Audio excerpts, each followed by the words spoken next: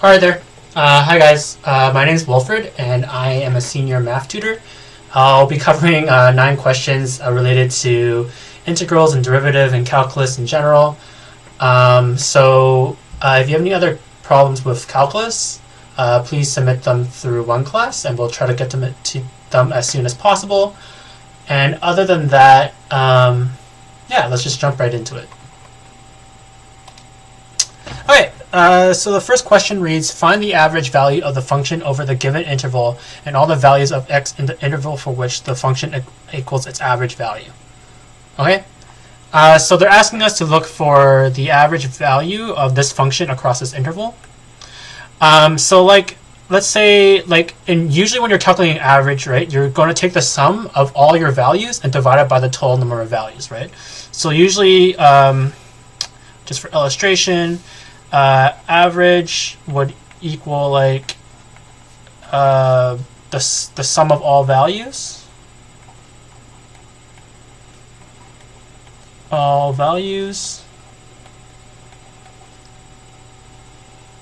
divided by the total number of values. Okay.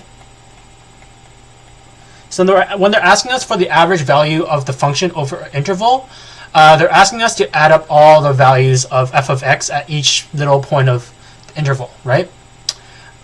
So we can interpret that as calculating the integral of the function over the interval, or the definite integral of the function over the interval, and then dividing it by the interval itself. So the formula for calculating the average value of the function goes like this. Okay, so it's a equals 1 over b minus a times the integral from b of a of our function. Okay, so this is the average value of the function over an interval ba or ab. Okay, so in this case we're going to take our function here, we're going to integrate it, find the definite integral, and divide it by the b minus a. Okay, so let's say a equals 1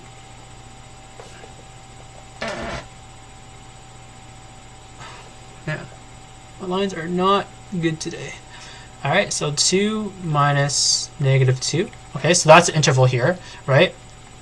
And then we have negative 2 to 2. And then we have our integral here, 4 minus x squared dx. Okay, so we're going to calculate this definite integral first. Okay, so we're going to integrate. So this is going to be 1 over 4. All right, and if we integrate this, we get 4x minus 1 over 3 x cubed from negative 2 to 2. Okay. So I just use a constant rule of integration and the power rule of integration to solve our integral here, and we're going to find our definite integral now, which is so 8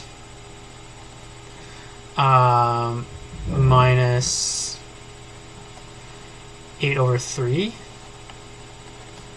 minus negative 8 plus 8 over 3. Okay, so that's our calculation of the definite integral here, and we should get 32 over 3. Okay, so we got 1 over 4 and 32 over 3. Let me make sure this math is correct, by the way. 16, so this is 16, and minus, so that's 16 over 3. 16 minus 16 over 3. 3 times 48. 48 minus 16 is 32. Yep, okay. So that's correct math. Alright, we're going to simplify this and we get 8 over 3, okay? So the average value of our function over the interval negative 2 and 2 is 8 over 3. Okay, so that's the first part of the question. So the second part of the question is asking us to find all the values of x within the interval for which the function equals its average value. So all we really need to do is solve for this equation. So let f of x equal 8 over 3. Okay, so we let f of x equal 8 over 3, and we solve for this for x basically. So 8 over 3 equals 4 minus x squared, and we get x squared equals 4 minus 8 over 3, and that is 12 4 over 3, and that equals to x equals plus minus 2 over root 3, or plus minus 2 times root 3 over 3. Okay, so within our interval -2 and 2, there are two values of x that equal the average value, which is 2 root 3 over 3 and -2 root 3 over 3. Okay, so that's how you solve the problem here. And we solved the problem by applying this formula of the average value of a function, which is just the integral, or the sum of all the values of x, I guess, divided by its interval. Okay. So this solution is correct. Good work. All right, cool. All right, let's move along.